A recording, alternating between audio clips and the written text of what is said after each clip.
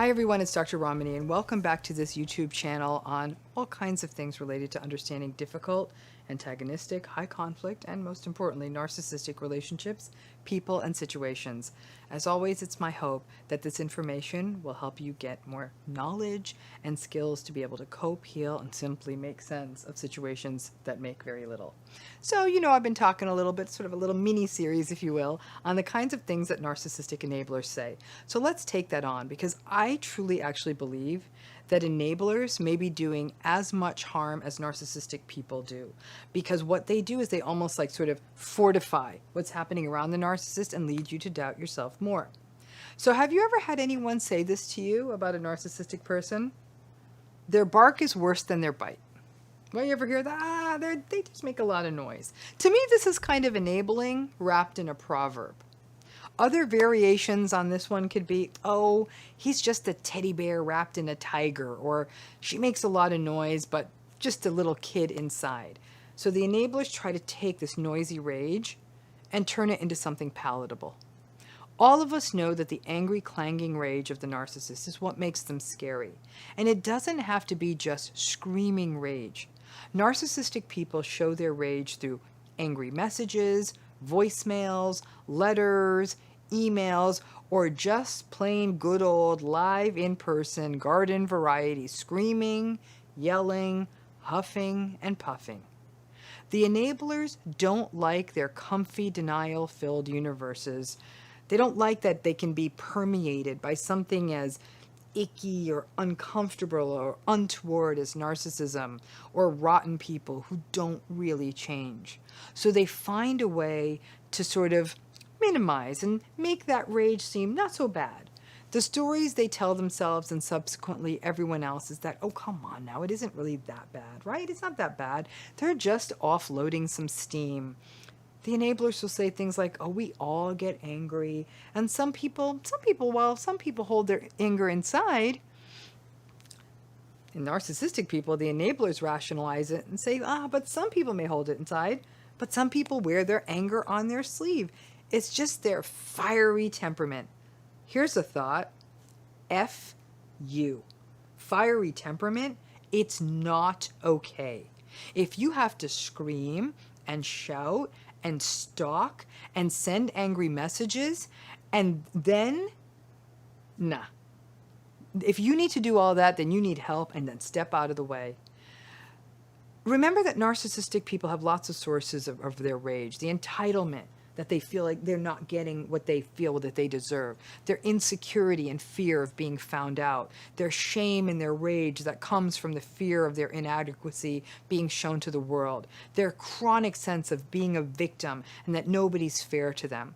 Their contempt that comes out as a sneering rage. Their self-righteousness, which gives them a moral basis on which to rage at others they feel aren't falling into line with their view of the world. Their lack of empathy, so they don't care how their rage affects other people. Their victimhood and their paranoia and their persecutory beliefs, believing that you and everyone else is out to get them and raging at everyone in the world as a potential threat.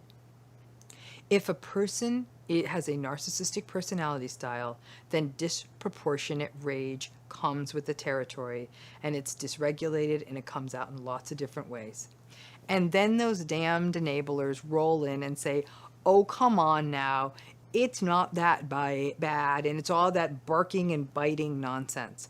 This is simply not okay.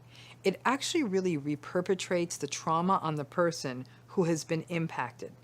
They have been raged at, they are destabilized, and then an enabler rolls along and says, oh, that verbal stuff, all that yelling and screaming, in essence, their abuse and their verbal violence is okay because they don't really mean it. They just make noise. It's just an adult tantrum. So now the person who has had to experience this rage effectively had their entire experience invalidated, and this may mean a person is less likely to seek help and will definitely doubt themselves and may even normalize people being able to express this rage to them.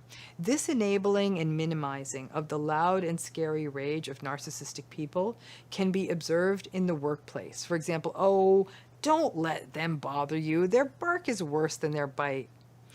Intimate relationships, for example, friends and in-laws or family telling you, oh, come on now. Don't let her bother you. Her bark is worse than her bite. Or in families, oh, your father can't help himself. Remember, his bark is so much worse than his bite.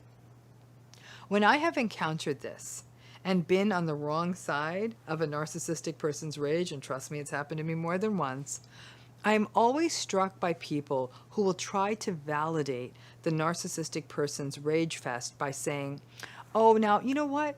They're just expressing themselves. They have a right to share their emotions. They're noisy because they are hurt.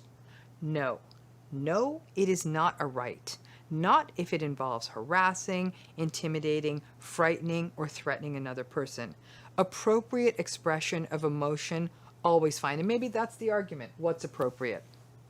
In most cases, because narcissistic people are reactive and they cannot regulate their emotions, once they have their rage expulsion episode, they actually do often integrate quite quickly and go back to baseline, which only fortifies the arguments of the enablers who do believe that the narcissist's bark is worse than their bite. Because they'll say, oh, see, look, they just yelled a little, but now look, they're totally calm. They settled down.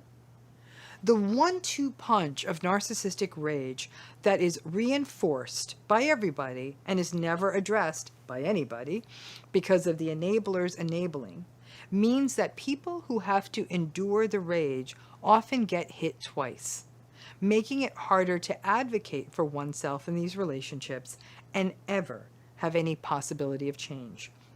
So to the enablers who are out there who try to say, their bark is worse than their bite, be very aware that barks can be just as terrifying and it turns out as harmful as bites. Just keep that in mind. I hope that gives you one more sense of an enabling statement so you can steer clear of that and not blame yourself when you hear that. Thanks again.